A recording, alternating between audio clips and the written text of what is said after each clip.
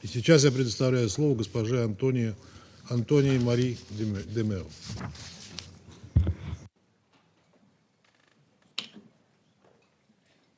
Mr. President, Excellencies, thank you for giving UNRWA this opportunity to brief the Security Council at this pivotal time. UNRWA is the backbone of the humanitarian response in Gaza, but it's facing enormous challenges. Gaza is in ruins. The threat of a larger regional war looms. At the same time, the agency is under unprecedented attack, including imminent threats of being expelled from occupied East Jerusalem and being designated a terrorist organization by the Israeli parliament. Our operating space in the occupied Palestinian territory is shrinking by the day. These developments demand the urgent attention and action of this Council. Mr. President, for nearly 10 months now, Palestinians and Israelis have lived through untold suffering, grief, sorrow, and loss. More than 2 million people in Gaza remain trapped in an endless nightmare of death and destruction on a staggering scale. Their lives are dominated by fear, thirst, hunger, disease, dehumanization, lack of basic sanitation, and repeated displacement. It's a relentless and often hourly struggle, day in and day out. Famine remains a risk, including in southern Gaza. Communicable diseases are on the rise. Children are bearing the brunt. With 625,000 deeply traumatized children out of school. Prior to October 7th, half of them attended UNRWA schools.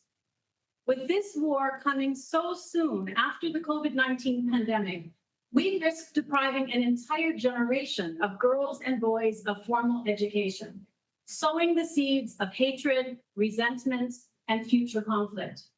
Education cannot wait. That is why, even amidst the enormous challenges of war, we are committed, together with our UN partners, to resume learning for all the children of Gaza. It starts next week with providing mental health and psychosocial support, transitions to teaching reading, writing, and math in informal settings, and culminates in a return to formal education in schools. Members of the Council, the Security Council has already adopted several resolutions aimed at ending this war through a ceasefire, the release of all hostages, and the scaling up of humanitarian aid.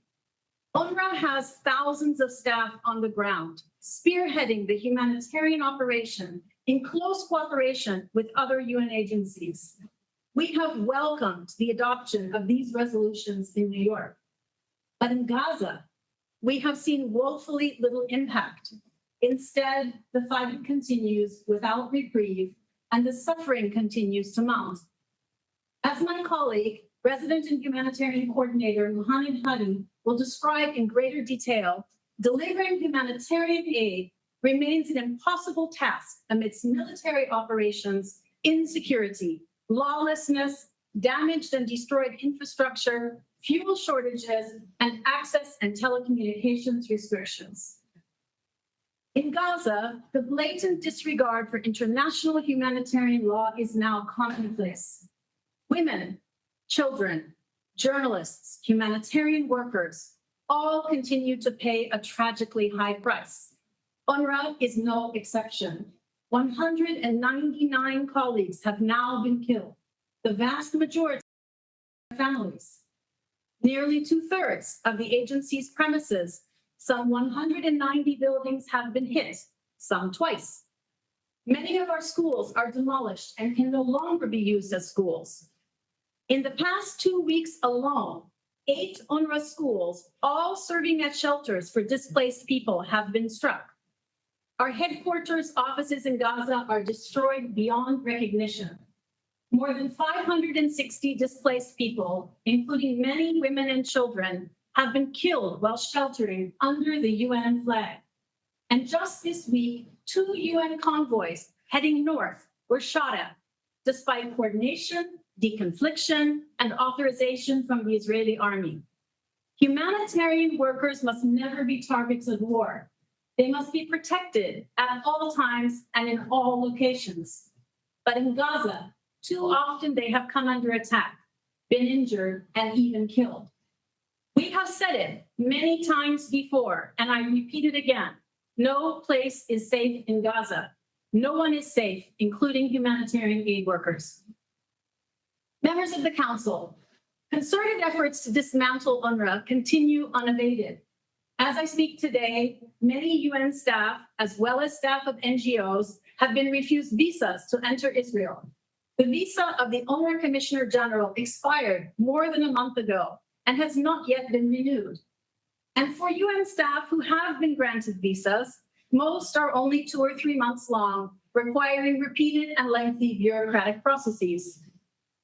Misinformation and disinformation about UNRWA is spreading on social media, at times crossing the line of incitement to violence. This puts all our colleagues at serious risk, especially in the occupied Palestinian territory. Earlier this week, on July 22nd, Israel's parliament approved in first reading 3 draft legislative bills related to UNRWA. One, seeking to ban UNRWA operations in occupied East Jerusalem. A second, seeking to revoke UN privileges and immunities afforded to UNRWA since 1949. And a third, designating UNRWA a terrorist organization. To become law, these draft bills must still pass through second and third readings by the Knesset. These bills make a travesty of the multilateral responsibilities of member states. They erode the very foundations of international law and multilateral norms. If these bills pass, which could happen as early as next week, the ramifications will be dire and immediate. They will put all UNRWA staff and the agency's General Assembly mandate in direct danger. And while UNRWA will face the impacts today, make no mistake, the entire UN system around the world will feel the impacts tomorrow. We cannot afford this to become a new standard for future humanitarian operations in conflict zones around the world. Mr. President, the campaign against UNRWA is often framed by detractors as motivated by the agency's alleged failure to uphold the humanitarian principle of neutrality. Following serious allegations that several UNRWA personnel in Gaza were involved in the abhorrent attacks against Israel on October 7th, the Office of Internal Oversight Services, OIOS, opened an investigation, and the Secretary General launched an independent review of how UNRWA upholds neutrality in its work. The OIOS investigation into the allegations against these individuals is ongoing. If any of these allegations is proven to be true, this would constitute an appalling betrayal of Palestine refugees, UNRWA, and UN values. Meanwhile, the independent review published its findings in April. It confirmed that UNRWA, and I quote, possesses a more developed approach to neutrality than other similar UN or NGO entities.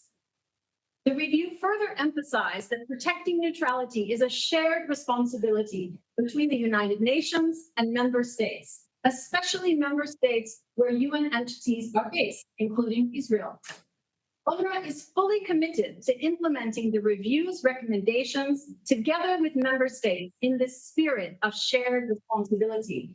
And to this end, we thank the members of this council for signing the statement on shared commitments to UNRWA. Together, we must push back against calls to dismantle the agency. UNRWA is targeted because of its role in safeguarding the rights of Palestine refugees and because it embodies the international community's commitment to a just and lasting political solution. UNRWA exists because a political solution does not. It exists because a Palestinian state that can deliver public services in its place does not. Mr. President, to reopen the pathway to peace, we need the support of this council. Please allow me to conclude with 3 asks, urging you first to persist in your efforts to secure a ceasefire. This should bring desperately needed respite to the people of Gaza and the region. the immediate release of all hostages, and an increase in the flow of humanitarian supplies and commercial goods into Gaza. Second, to protect the mandate of UNRWA, including within the framework of a transition. UNRWA must continue providing services until a political solution is at hand. There is no credible alternative to UNRWA in Gaza and across the region. We need political and financial support now more than ever to continue our vital task of serving one of the most vulnerable communities in the world.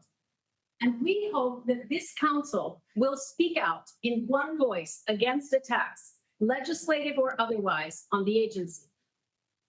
Third, and finally, to advance a peaceful solution to this 7-decade-long conflict. The longer the war in Gaza persists, the further we drift from achieving a peaceful solution that will bring Palestinians and Israelis together, recognize our shared humanity, heal, and learn to live side by side in peace and security. This solution must also, at long last, bring an end to the plight of Palestine refugees. Thank you, Mr. President. Я благодарю госпожу Демею за ее брифинг.